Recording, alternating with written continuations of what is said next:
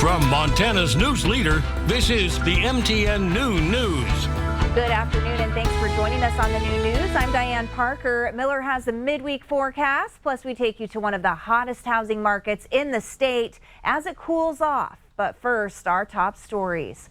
With the 2023 legislative session just 2 months away, Governor Greg Gianforte is tackling the state's toughest education issues, things like teacher pay, where Montana ranks among the very lowest in the entire United States.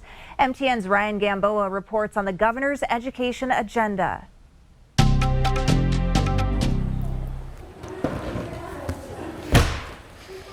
Education is one of Governor Gianforte's top priorities, and immersing himself into Montana school districts is vital to getting work done in Helena.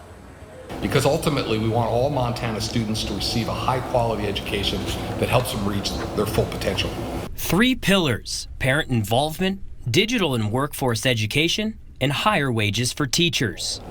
With individualized learning, students progress at their own pace, regardless of age or class. Students are measured on where they are in a subject and move through the content areas based on their level of competency. CMR senior Brandon Robbins aspires to be an educator. His participation in the governor's roundtable supports the next generation.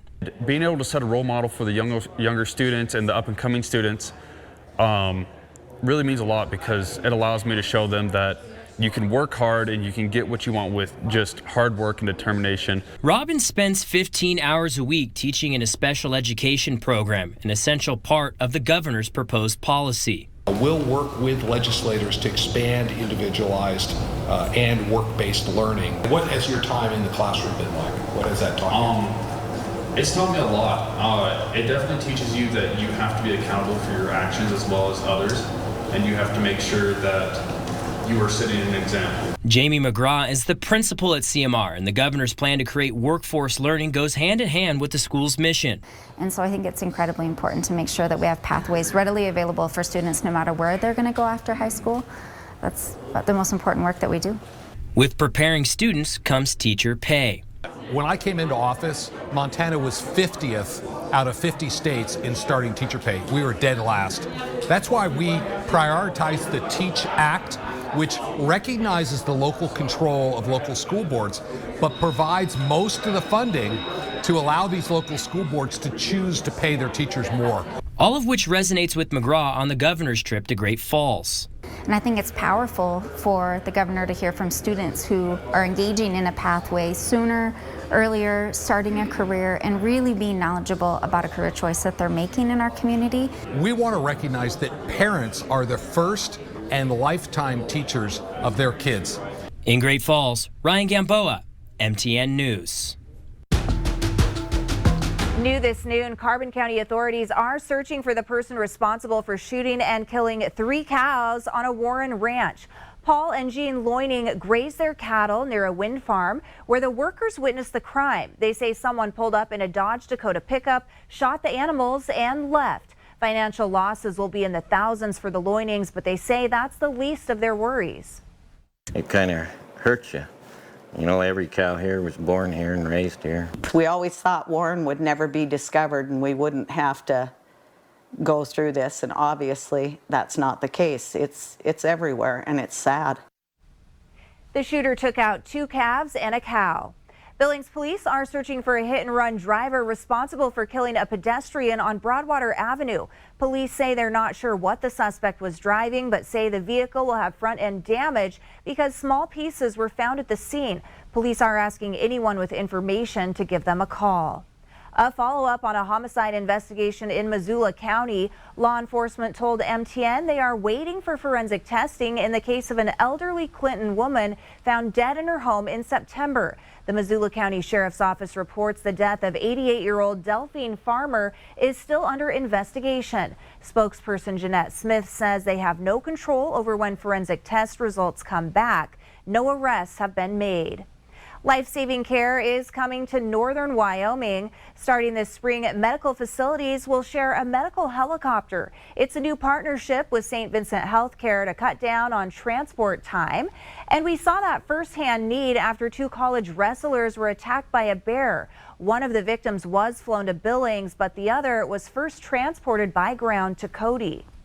The city of Great Falls is talking trash, where to move it, where to bury it, and partnerships with nearby towns. The first phase of a solid waste study is wrapping up, and it has come up with 5 options, including a transfer station that would serve a large area. The options are set to be presented to city commissioners early next year. And that's a look at some of the day's top stories.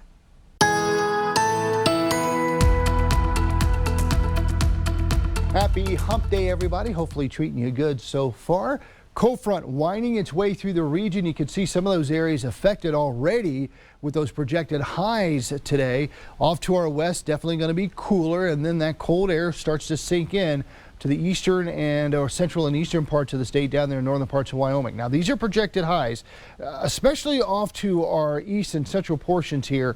We may not get there. It all depends on that cold front. Well, let's just show you. Here it is. There's the cold front. Cooling down on the back end of that with that mountain snow, winding its way through the rest of the region. So temperatures as this front passes will be falling in your area. And then we've got an even stronger cold front possibly heading in by the end of the weekend. We'll take a look at that coming up.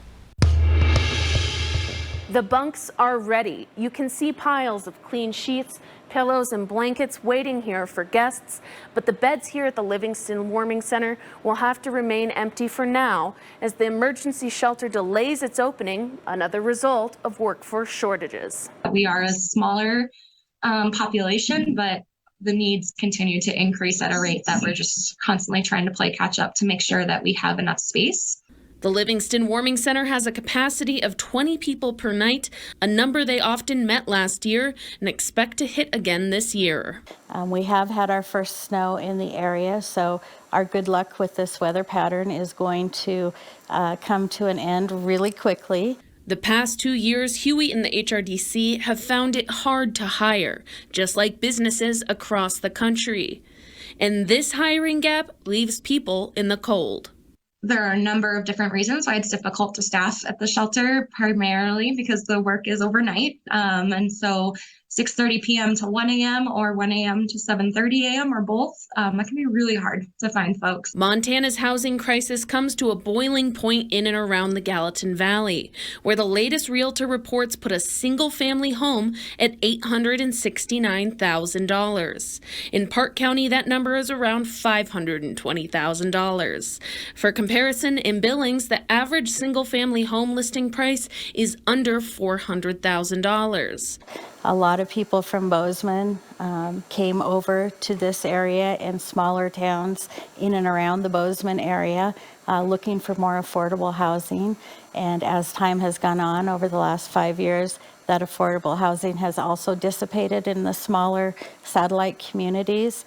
Huey says they need to fill at least one more position, needing a minimum of 5 people to run the Livingston shelter. And they think they will have enough people to open the shelter on November 15th, but they're still looking for others. Good days, bad days, laughter, tears, it all happens at the shelter. In Livingston, Jackie Coffin, MTN News.